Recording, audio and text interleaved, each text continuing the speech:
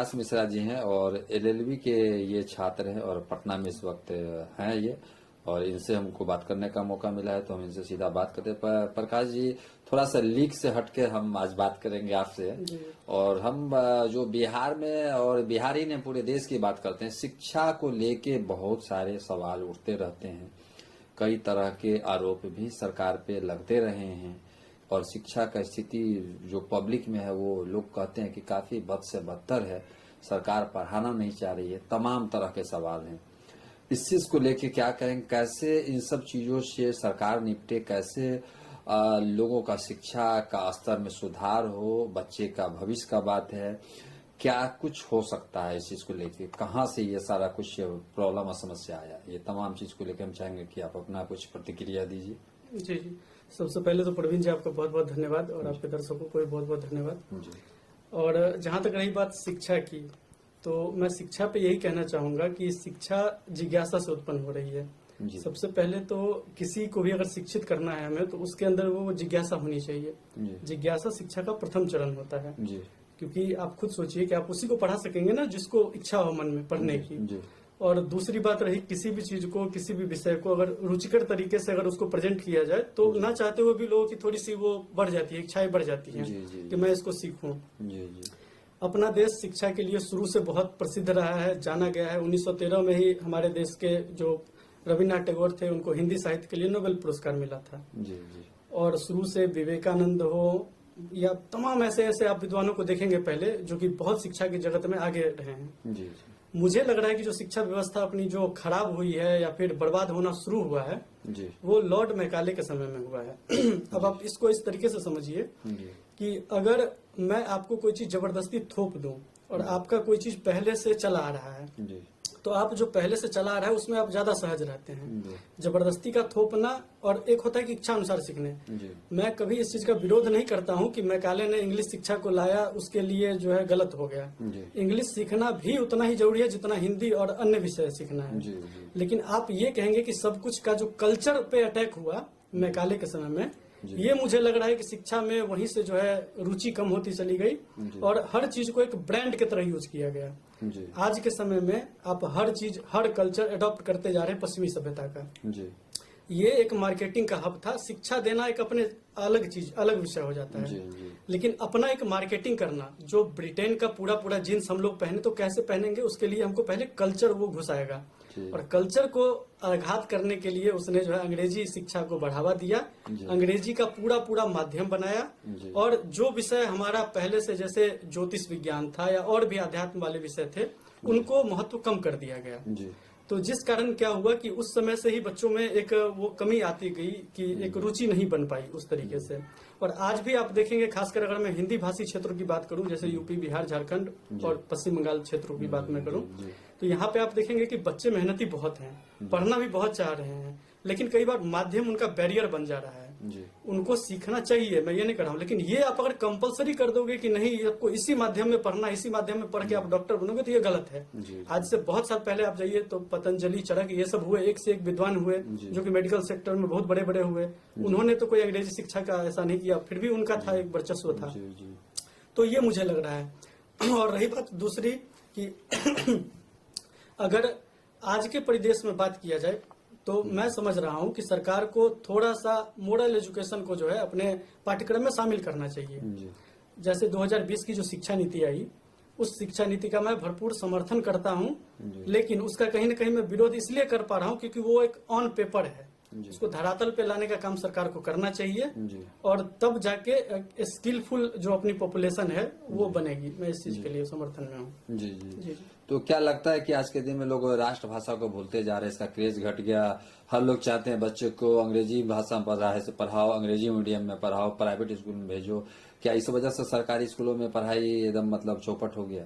देखिए, इसका on practical अगर मैं आपसे बात करूं तो ऑन प्रैक्टिकल में आप ये देखेंगे कि जब तक एक मध्यम वर्ग का परिवार होता है, जब वो कुछ नहीं कर रहा होता है, तो वो परिवार हर हमेशा एक बात को उठाता है कि नहीं बच्चे को हिंदी माध्यम में ये होना चाहिए। लेकिन वही परिवार अगर कल को ऑफिसर बन जाता है, कोई लड़का है, मैं अपने फ्रेंड सर्कल का ही एग्जाम्पल देना चाहता हूँ, फिर उसका ये विचार साइड हो जाता है, फिर वो अपने बच्चे को बहुत बड़े ईसाई स्कूल में पढ़ाने की ओर अग्रसर हो जा रहा है। तो विषय ये है कि आप बच्चे को ईसाई स्कूल में पढ़ाइए या किसी स्कूल में पढ़ाइए, लेकिन बच्चे को जितना जरूरी हिंदी का ज्ञान होना चाहिए, इंग्लिश का होना चाहिए, उतना जरूरी हर विषय में एक मॉडल कल्चर, संस्कृत, सब मैं चाहता हूँ कि सब में वो पारंगत हो। ये मैं चाहता हूँ। मतलब राष्ट्र को के लिए तो हिंदी तो बहुत अनिवार्य ही होना चाहिए। जी जी जी। तो इसमें सुधार के लिए क्या चाहेंगे? सरकार क्या कुछ और इसमें सुधार कर सकती है, और लोगों से क्या अपील करेंगे कि ताकि जो बच्चे नहीं पढ़ना चाहते या जो पढ़ना चाहते हैं उनको मदद मिल सके?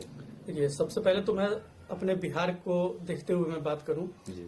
तो बिहार की जो शिक्षा व्यवस्था है वो कहीं न कहीं मुझे पसंद नहीं होती, क्योंकि मैं खुद बनारस से पढ़ा हुआ हूँ। बिहार में अगर उतनी फैसिलिटी रहती तो मैं बिहार छोड़ के कतई नहीं जाता। जी जी। दूसरी बात ये मैं कहना चाहूंगा कि आप इस चीज को ऑन प्रैक्टिकल बिहार पे भी देख सकते हैं कि बिहार के जितने भी विश्वविद्यालय हैं, यहाँ पे पढ़ाई कम और डिग्रियां ज्यादा मिल रही हैं। जी।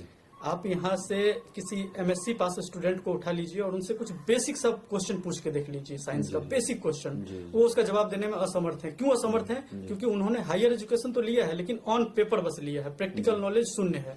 यहाँ पे क्लासेस बिल्कुल नहीं चल रहे हैं, बस मैनेज हो रहा है। कुछ कुछ विश्वविद्यालय को छोड़ दिया जाए तो हर यूनिवर्सिटी की व्यवस्था ये है कि आप ग्रेजुएशन में एडमिशन लीजिए, घर बैठे रहिए, आपको डिग्री मिल जाएगी, जाके पेपर दीजिए। और पेपर भी कैसा हो रहा है वो सबको पता है, ये छुपा हुआ है नहीं बिहार का। तो इसमें थोड़ा कड़ाई करना चाहिए। देखिए, कई बार परिवर्तन जो होता है वो कठोर होता है, लेकिन परिणाम हमेशा परिवर्तन ही देगा, परिवर्तन ही परिणाम देता है। और इसके लिए सरकार को थोड़ा कठोर कदम उठा के विश्वविद्यालय को स्थिति को बहुत टाइट करना चाहिए, क्योंकि अपने बिहार की जो शिक्षा व्यवस्था है और इसमें जो एक मोटा मोटी बजट हमारा आ रहा है, तो बहुत सारा पैसा हम लोग शिक्षा व्यवस्था पे खर्च कर रहे हैं। और हमारी पीढ़ी जब वो पढ़ ही नहीं रही है तो ये तो कहीं ना कहीं देश के संपत्ति का दुरुपयोग हुआ ना। तो इसीलिए मैं चाह रहा हूँ कि शिक्षा व्यवस्था पे कड़ाई लाए, विश्वविद्यालय स्तर पे कड़ाई लाए। और रही बात जो छोटे बच्चे हैं जिनका जो स्कूलिंग में अभी जुड़े हुए हैं, एक एज ए टीचर मैं रिक्वेस्ट करना चाहूंगा। अभी नए नए बहुत सारे यंगस्टर आए हैं जो हम लोग के एज के हैं, हमसे बड़े होंगे, कुछ हमारे एज के होंगे। मैं उनसे ये निवेदन करूंगा कि वो अपना कार्य बहुत ईमानदारी से करें। अगर कार्य ईमानदारी से आप कर रहे हो तो उससे आपको परिणाम, आपको जो सैलरी मिल ही रही है, प्लस एक आत्मसंतुष्टि जो होता है वो बहुत मायने रखता है। आत्मसंतुष्टि बहुत बड़ा चीज होता है। दूसरा चीज ये हो गया। तीसरी बात, मैं तीसरा जो दायित्व है वो गार्जियन को देना चाहता हूँ कि गार्जियन जो है वो हमेशा अपने बच्चे को मॉडली बहुत एजुकेट करे, क्योंकि एक फ्रेज है इंग्लिश में कि model education is the root of any progressive society. अगर आपको सोसाइटी डेवलप करना है, प्रोग्रेसिव बनाना है, अच्छा बनाना है, बेहतरीन बनाना है, उसके लिए आपको बच्चे में मोरल संस्कार एकदम जरूरी है, जरूरी है और जरूरी है। बिना इसके संभव ही नहीं है कि बच्चा आपका कुछ कर पाए। और एक बार को आप ये भी मान लीजिए, किसी का बच्चा पढ़ लिख के बहुत बड़ा बन गया, IAS बन गया, अगर वो अपने माँ बाप का सेवा या संस्कार नहीं कर रहा, इज्जत नहीं कर रहा, तो उसकी पढ़ाई शायद मैं समझता हूँ व्यर्थ ही होगी, वो उसका कुछ महत्व नहीं है। मतलब कुछ संस्कारशाला टाइप का कुछ इस तरह का कुछ आयोजन भी अगर कोई ऑर्गेनाइजेशन चाहती है तो उसको करना चाहिए। जी जी, मैं बिल्कुल चाहता हूं कि अगर संस्कारशाला टाइप का अगर कोई भी इसमें अगर शुरुआत करते हैं तो वो बहुत अच्छा है। और मैं व्यक्तिगत रूप से भी उसमें हमेशा सपोर्ट और समर्थन के लिए तैयार रहूंगा। मैं अपने क्षेत्र से जो मेरा कानून का विषय है उसको, और जो संस्कार का विषय है, जो मैंने अपने जीवन में जो सीखा है उसको मैं प्रयास करूंगा। और रही बात दूसरी, एक चीज और मैं कहना चाहूंगा कि ज्ञान तभी सार्थक होता है जब आपके वो दैनिक दिनचर्या से जुड़े। मैं इतना बात आपको इसलिए बोल रहा हूँ क्योंकि ये सारी चीजों को मैं खुद फॉलो करता हूँ। अगर मैं नहीं करता तो मैं बिल्कुल नहीं बोलता। मैं बहुत प्रैक्टिकल इंसान के तौर पे अपने आप को बता रहा हूँ। ज्ञान तभी कार्यरत है जब वो आपके दैनिक दिनचर्या से जुड़े। सिर्फ बोलने से तो बड़ी बड़ी अच्छी अच्छी बातें दीवार पे बहुत सारी लिखी रहती हैं, बुक में बहुत बातें लिखी हुई हैं, लेकिन जब तक आप उसको अपने आध्यात्म में नहीं उतारोगे तब तक वो संभव नहीं है कि आपके विकास में वो सहयोग करे आपको। जी जी। मोदी जी तो कह रहे हैं कि जैसे 2040 तक में हमको विकसित भारत बनाना है, तो क्या लगता है कि कहीं न कहीं विकसित भारत बनने में शिक्षा अगर इसी तरीके से चलते रहा तो वो रोरे, मतलब किसी एक रोरा का काम करेगी, उसमें उससे परेशानी होगी क्योंकि लोग शिक्षित नहीं होंगे। देखिए, इसके लिए मैं ये कहूंगा कि सरकार का कोई भी इनिशिएटिव जो होता है या कोई भी योजना जो आती है वो बहुत स्वागत योग्य होता है और अच्छा ही होता है, कोई गलत नहीं होता है। बशर्ते वो फेल इसलिए हो जाता है क्योंकि उसमें जनता का समर्थन नहीं मिल पाता है। आप इसको इस तरीके से समझिए कि जैसे समाज में सब लोग जान रहे हैं कि दहेज लेना, दहेज देना एक बुरी प्रथा है, लेकिन ये अभी भी समाज से खत्म क्यों नहीं हो रहा है? इसीलिए नहीं हो रहा है क्योंकि लोग जो आपसी ये भेदभाव को नहीं मिटा के और उसमें जो है दहेज का लेन देन आपस में कर रहे हैं, इसीलिए वो बना हुआ है। सरकार तो इनिशिएट कर रही है, सरकार का तो अच्छा कदम है कि दहेज लेना और देना दोनों कानूनी अपराध है, लेकिन फिर भी आज समाज में आप जाएंगे कहीं भी तो लोग शौक से गाड़ियां लगाते हैं और शौक से सारा सामान सजा के रखते हैं कि मुझे इतना ये चीज मिला। लोग उसको आजकल सिंबल ऑफ स्टेटस बना चुके हैं। तो इसीलिए ये चीज जो है धरातल पे लागू नहीं हो रहा है। उसी तरीके से अगर मोदी जी का कहना है कि 2040 तक बेहतर विकसित भारत होगा, तो उसमें मेरे हिसाब से हम हर भारतीयों को एक सहयोग के तौर पे उनका साथ देना चाहिए और सहयोग करना चाहिए। जी। क्योंकि सबका सहयोग रहेगा तभी भारत विकसित बनेगा और हमारा भारत फिर से सोने की चिड़िया बनेगा। जी।